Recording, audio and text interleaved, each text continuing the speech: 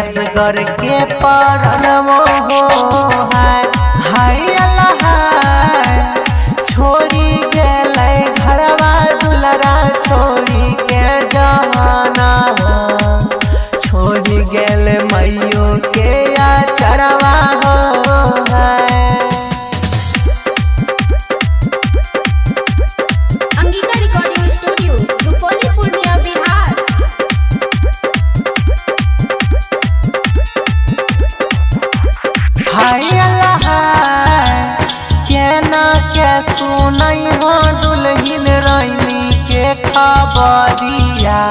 केना के बतैया ई दर्दिए हो हाय अल्लाह छोड़ी गेलै घरवा दुलरा छोड़ी के जहाना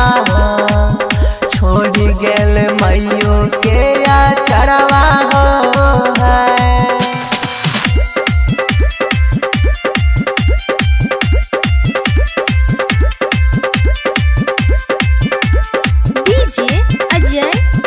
दीवाना अलमल। हाय अल्लाह के करो मारे तीर से दुल्हिन काटे गरदना के करो मारे पिलाई के जहरवे हो हाय अल्लाह छोड़ी गेलै घरवा दुलरा छोड़ी के जहाना छोड़ी गेल मैयो के चढ़वा हो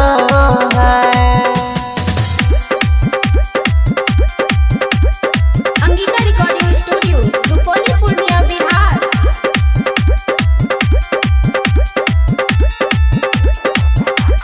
हाय अल्लाह याद करी रोवे घर घर करबल के कहानियाँ देखी देखी रोवै छै निसनिए हो हाय अल्लाह छोड़ी गेलै घरवा दुलरा छोड़ी के जहाना छोड़ी गेल मैयो के चढ़वा हो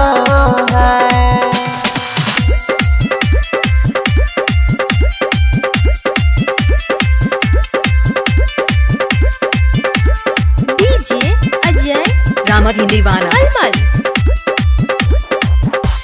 हाय अल्लाह रौशन के गीतिया दै छै करबल के खबरिया हसनन छै मासुक पे सहैये हो हाय अल्लाह छोड़ी गेल